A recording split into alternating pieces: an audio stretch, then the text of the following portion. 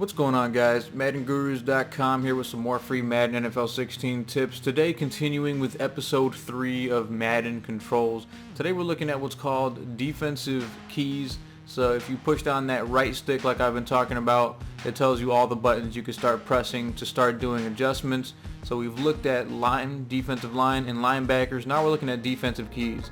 So we're going to press L2 or left trigger to take a look at these. So with the left stick, and like I said, you could also use the directional pad to do these on the top left. You can spread your whole defensive line, shift your whole, your whole defense as far as linebackers and linemen.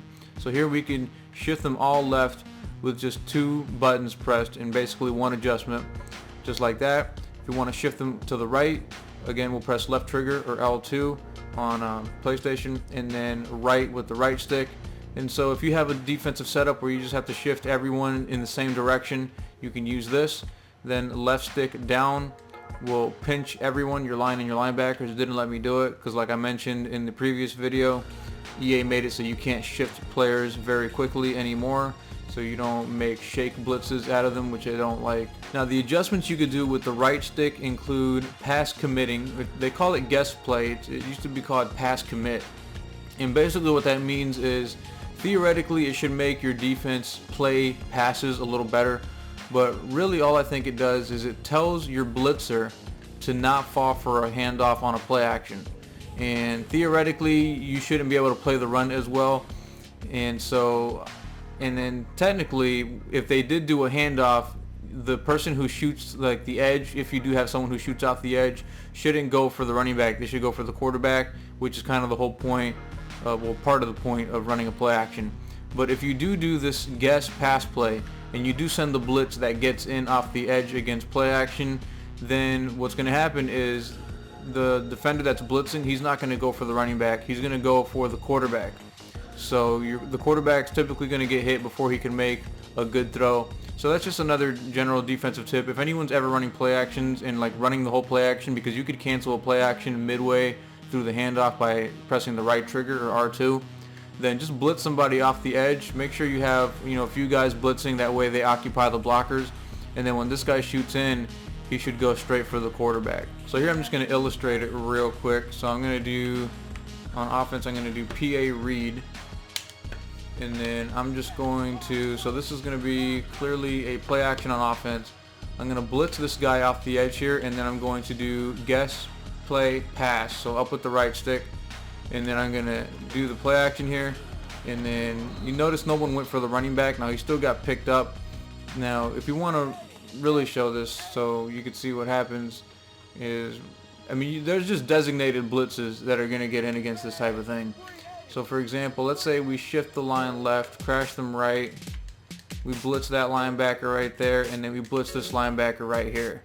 Now this linebacker on the left should get in as long as we do the guess pass play, and he should get to the quarterback before we can even make a throw. So I couldn't even try to make a throw there. That's the point of play action, or doing guess pass against the play action, is you're going to make sure it doesn't go for the running back, that blitzer. Then what we're also going to have is we're going to have guess pass and then run left, run right, or run up middle. So if you think they're running to the right, so here we'll do an outside zone, and that's going to be a run to the right, and then we press left trigger L2 and then right with the right stick.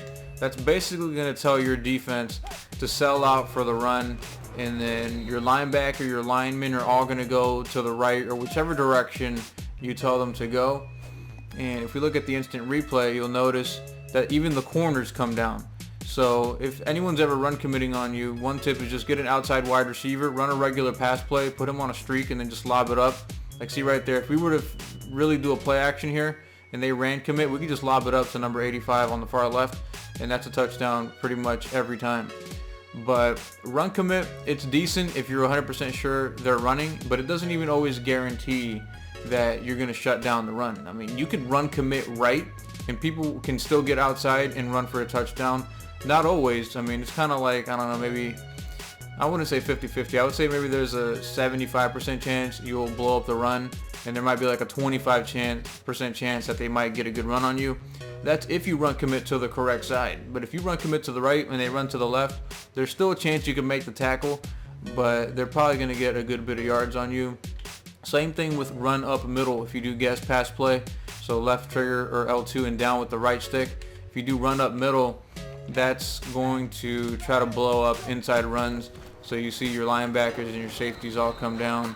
But even that doesn't necessarily always shut down the run. It just really depends. It's really kind of random. Now when you look into the defensive keys adjustments by pressing left trigger L2, you're going to see option QB at the bottom or option RB. So here I have an option play, and when you do an option run play on offense, if you hold down right trigger or R2 and up with the right stick, it's going to show you a little diamond with an R over somebody, and that's telling you that that's the read man. And so that person is going to do whatever he wants to do if you don't do any adjustment on defense. But if you do the option RB adjustment, that's going to tell him to always go for the running back. So here I'm going to do option RB, so I'm going to press square, and that's going to be X on Xbox. And then that should tell him, hey, run straight for the running back. And so that time we didn't hand it off to the running back, but the kind of strategy that you can use with this is, let's say they're running the option on you, and it's just a simple option, either hand off to the running back or run with the quarterback. You can say, okay, do option running back, go straight for the running back. So make sure that running back doesn't get any yards or hit him in the backfield if they do hand it off. And then you can manually guard the quarterback over on the left side. Or you could blitz someone off the left edge, move him out of the way. That way now the quarterback's going to have someone to deal with, and then you can try to shut down the quarterback's run. So that's one way to try to combat option defenses. And then on the opposite end, if you do option QB by pressing left trigger and then cross on PlayStation, or left trigger and A on Xbox, that's going to tell that read man, that defensive end in this case, I mean usually it's going to be who's ever farthest to the outside. So if we move this guy over here, now the read man is going to be that guy. So it's usually the farthest guy outside the box right there. So we did the option, we're going to do option QB adjustment. So now if we don't hand it off and then go with the quarterback, we're telling that guy, hey, don't run at the running back, wait for the quarterback and then go attack the quarterback. So in that case, if they were to hand it off to the running back, then they would have got a good amount of yardage. If you see right there, running back would have had a lot of room. The final adjustment you're going to have from the defensive keys screen, which you get to by pressing L2 or LT, is QB contain.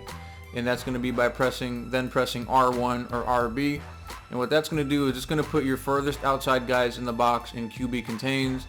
So if we move this linebacker out and blitz him, now he's going to be in the QB contain, and he'll stay on the QB contain up until about, up until about this point. But if you move him out too far, then he'll get into a zone. So kind of random, but that's just the way it's going to work.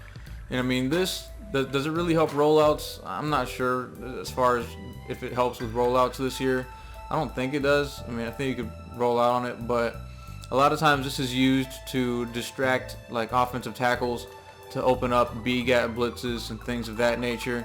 I personally don't use QB contain at all or too much this year, but that's how you would do it if you want to do it.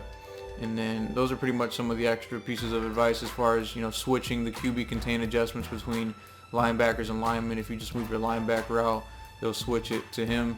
And also, let's say you put a defensive end on the right in coverage, then you do a QB contain. Now I'll put this D tackle in QB contain. So really just a lot of different options and different ways to get different people to do the QB contain adjustment. So thanks a lot guys for watching this video, episode 2 of Madden Controls. If you liked it, make sure you give it a thumbs up. Also, if you want more tips to help you get past the Madden learning curve and help you bridge the gap between great and elite, or just new and great, make sure you check out the link in the description for the Madden NFL Philosophy Guide. So thanks guys, I'll see you on the next video.